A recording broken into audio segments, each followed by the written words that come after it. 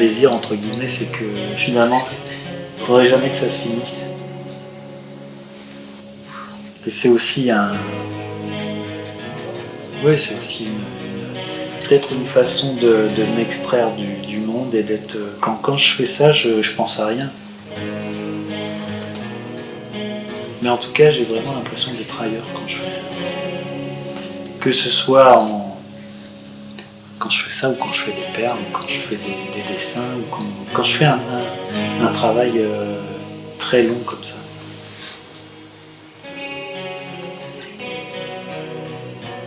L'expo ici, elle s'appelle Filament, et elle regroupe des travaux que j'ai fait principalement pendant le confinement pour la grande sculpture qui est suspendue, qui s'appelle Le Fou, et que j'ai travaillé entièrement dans le confinement. Le rapport au départ, il n'était pas évident parce que j'étais parti sur une pièce qui devait avoir pour thème les tarots. Donc j'étais parti sur la pièce la plus emblématique pour moi, donc Le Fou, et dans l'idée d'en faire une représentation personnelle de ce que la carte m'évoquait. J'étais parti aussi de l'idée de Niki de Saint-Phal dans le Jardin des Tarots qu'elle a fait en Italie. Elle racontait que pour elle, le fou, c'était l'idiot du village. Elle s'identifiait à lui, qui faisait son chemin de vie et qui semait d'embûches, donc, mais qui à la fin du parcours de vie savait qu'il y avait un trésor. Et donc de cette idée-là est née la pièce que j'ai réalisée en tissu assez grossier. Donc j'ai réalisé une camisole de force et l'intérieur est entièrement brodé de perles, de paillettes, énormément de choses. Et j'ai profité justement du contexte du confinement pour aller au bout, c'est-à-dire tous les jours, je brodais et je voulais laisser aucun centimètre carré à l'intérieur. Et le fait de fermer, de laisser à demi ouvert le vêtement, c'est aussi de faire venir le spectateur pour qu'il voit par lui-même, qu'il se penche et qu'il voit l'intérieur du fou, qu'il voit ma folie à moi, c'est-à-dire la folie positive qui brille, qui scintille, qui fait du bruit aussi, parce que si on le secoue un petit peu, il y a des grelots dedans, donc ça fait du bruit, qui était en contradiction avec l'enfermement extérieur, c'est-à-dire le vêtement en lui-même, la camisole de force, et le texte que j'ai brodé derrière, qui est un texte tiré de la correspondance de Camille Claudel, où elle écrit à un de ses plus grands soutiens, un de ses fondeurs. Et elle écrit sa détresse du fond de son enfermement dans l'asile où elle a été internée pendant 30 ans. Et donc le point commun aussi, c'était la camisole, le fou, elle a une place assez centrale, avec aussi une œuvre qui est en vitrine, qui ont toutes les deux un rapport avec la sculptrice Camille Claudel.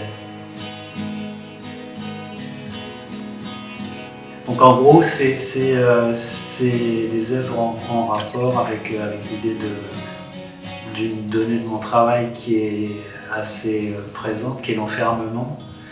Et donc l'expo reprend un peu tout ça, avec des pièces qui font le lien, qui ont été réalisées par des adhérents de l'association, et qui, je trouve, entrent bien en dialogue les unes aux autres et avec mes œuvres. Voilà, Sabine, qui est la commissaire d'expo, a donné quelques photos, quelques indications de mes œuvres, et ils ont travaillé, pas forcément avec un lien évident, mais ils ont travaillé autour des pièces qu'ils ont vues.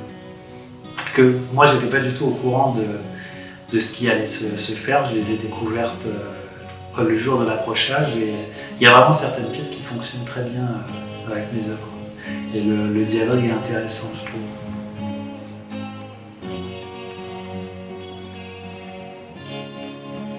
C'est le temps passé à faire les choses qui m'intéressent beaucoup,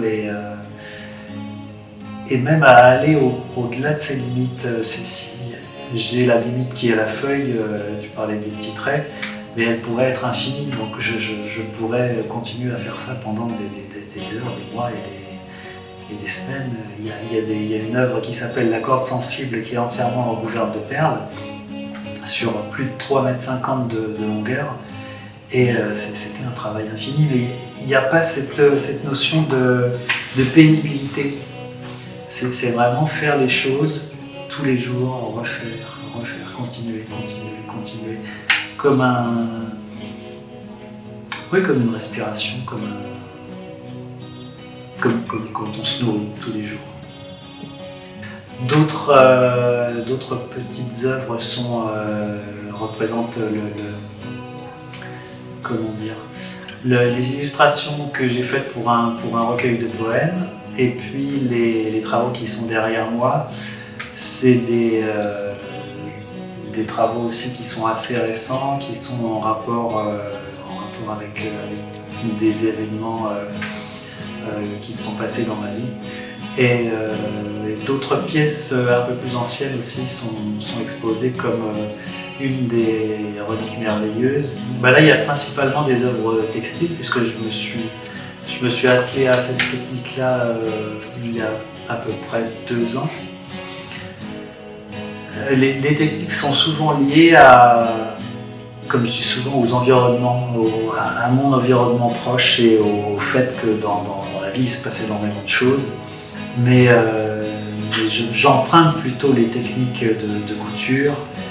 J'aime bien dire que je pose des paillettes ou des perles. Je ne suis pas brodeur, j'ai pas appris les techniques de broderie, j'ai pas appris à broder.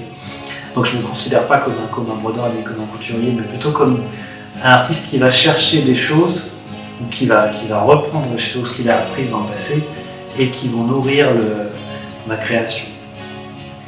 Donc il y a beaucoup de travail de couture en main surtout, et de perlage qui prennent un temps très très important, mais qui pour moi est presque salvateur, parce que je passe énormément de temps à poser les perles, et c'est presque comme je faisais avec les dessins, c'est presque de la méditation en fait. Je suis toujours à la recherche de nouvelles matières, de nouvelles techniques entre guillemets, en tout cas de nouvelles approches qui pourraient me satisfaire. Et aussi j'aimerais beaucoup pouvoir faire des choses plus grandes. Donc avoir un atelier, je peux aller dans des ateliers partagés où là j'ai beaucoup plus de place. Et là je suis sur un triptyque qui fait 2,50 m de haut sur 2,40 m de large. Donc là c'est une pièce assez... ce sera la plus grande. Et donc je pense que mon travail va sûrement évoluer vers le plus grand.